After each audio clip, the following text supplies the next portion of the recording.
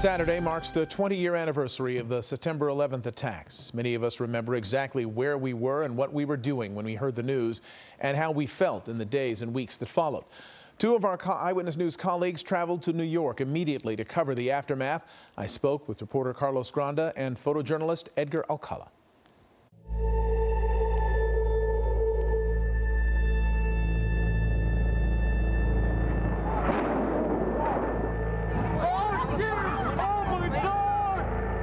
I was a little nervous because I didn't know what we were going to get into. It wasn't necessarily the hole in the ground, it was a hole in the sky. That they were missing was very obvious. Tell me about the first time you saw the aftermath of this attack. We saw it from the sky when we were flying in. This was 3 days later, and we could see a plume of smoke coming up, and we could see just a cloud of smoke right over the area where the World Trade Center was supposed to be. It's not even believable, because when I lived there, friends would come over from out of town and you'd take them to the World Trade Center. You'd go up on the elevator to go to the top, or you'd be at the bottom and you look up and it's a majestic sight to see those two towers.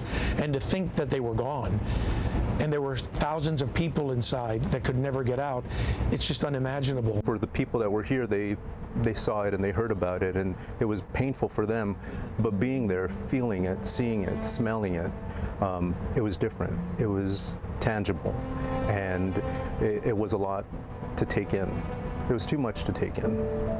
More bodies were discovered today, and among them 2 firefighters still at their post. We're reporters, but we're also human beings. To cover this story while knowing and seeing the suffering and the incredible cost in human lives, and how did you separate your emotions about this story from the facts of this story? You have to separate your emotions. You always do when you cover stories, but this one was a bit different because when we're there, you see people coming up to you with photos of their loved ones saying, could you put this photo on TV? Could you please, look, they're missing. And deep down you knew they were not missing. They were in the towers and they couldn't get out. It was painful. There was a few times where we sat down and cried. When we got to the armory where the families of the victims from out of state were coming in, that's where all the posters were at.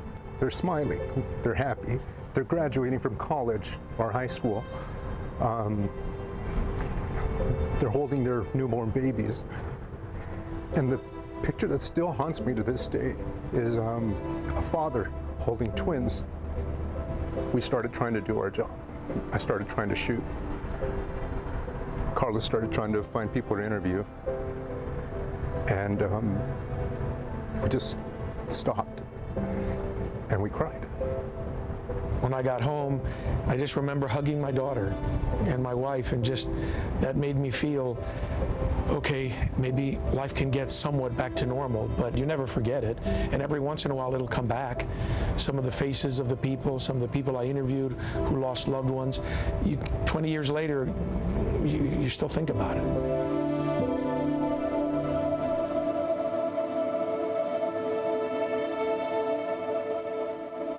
The emotions are still so raw and powerful 20 years later. Yeah, it's the kind of thing that never leaves you, and I can't imagine for those who were there what they went through and how that will stay with you for the rest of your life. I commend them on the work they did then and the sensitivity and that they brought to the story now, 20 years later. Carlos and Edgar.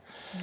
Hello, I'm Mark Brown. Get more great ABC7 content by clicking the subscribe button for our YouTube channel, and download the ABC7 Los Angeles streaming app on Fire TV, Android TV, Apple TV, and Roku to watch on your TV.